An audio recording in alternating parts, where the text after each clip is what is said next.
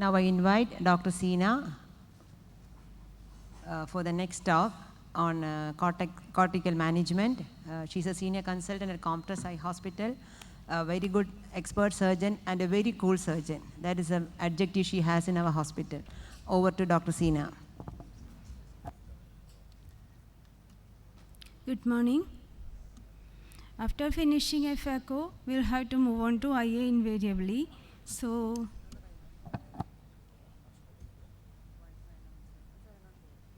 the difficulties usually a beginner FACO surgeon faces are, we will see one by one.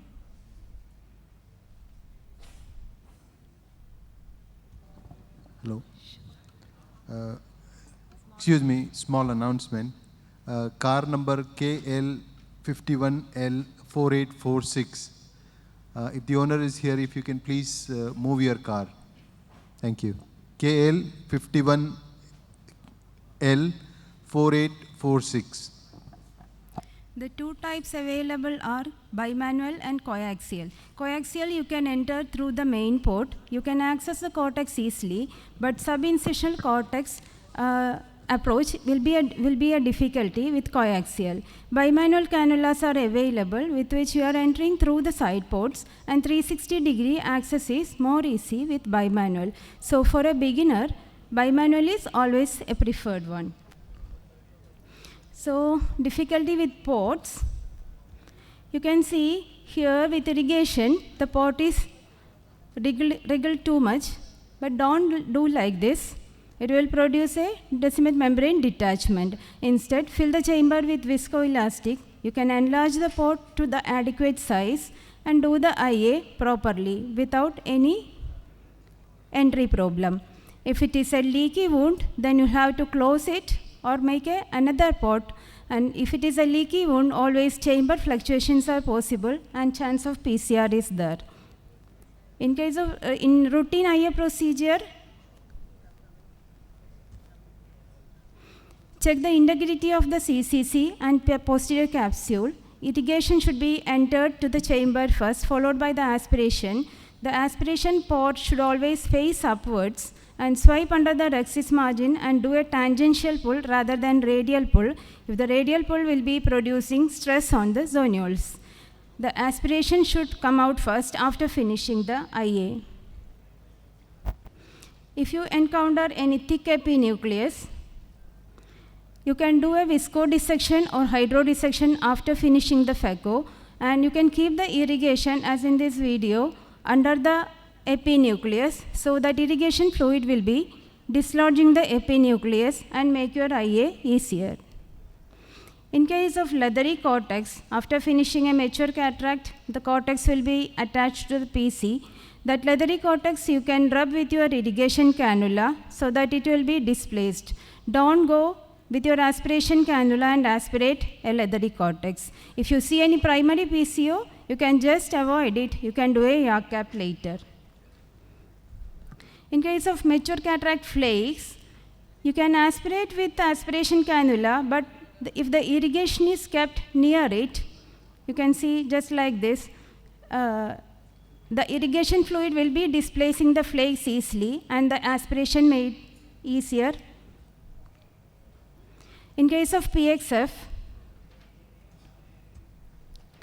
you won't get a proper visualization, so either use pupil expanders during FACO or retract the iris with irrigation, visualize the area and do a proper irrigation aspiration. In case of eye face, start the aspiration once you reach under the rhexis margin. If you do aspiration inside the AC or near the pupillary border, the aspiration port will be occupied by the iris, and if you pull inadvertently, that will produce iatrogenic iododialysis.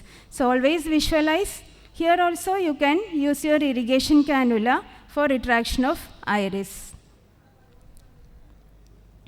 In case of poor red glow, as in case of vitreous hemorrhage, do stain the capsule with trypan blue, visualize it properly and do the IA routinely. In case of zonular dialysis with vitreous prolapse, you can see an area of zonular dialysis subincisionally. Always inflate the chamber with viscoelastic.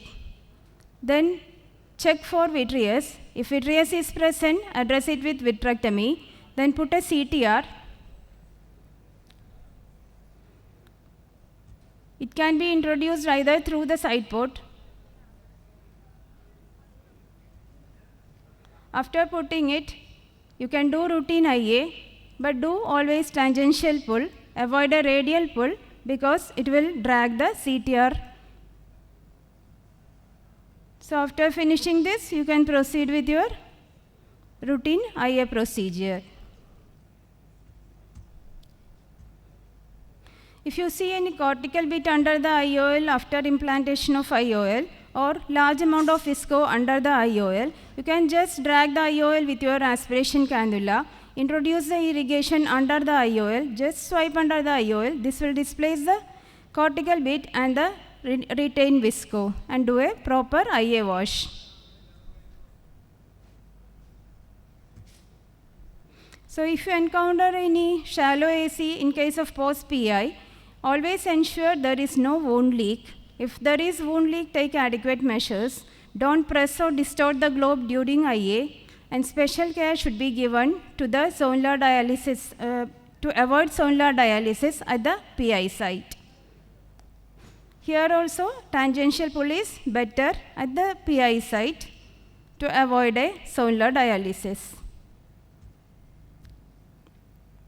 In case of high myope, you will be seeing deepening of the anterior chamber due to movement of the iris lens diaphragm. To counter this, you can use your irrigation, keep it under the iris so that the chamber deepening will be decreased. Always you can use your microscope foot pedal or table foot switch for a better focus. If you see any star falls in PC, as you can see in this video, just come back to foot pedal position 1.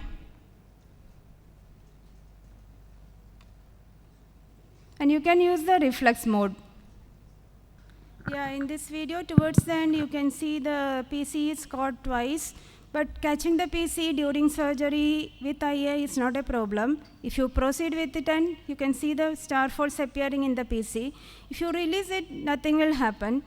If you continue pull, then only PCR happens. So if you see any star falls in PC, you can just come back to foot pedal position 1 and you can use the reflex mode always.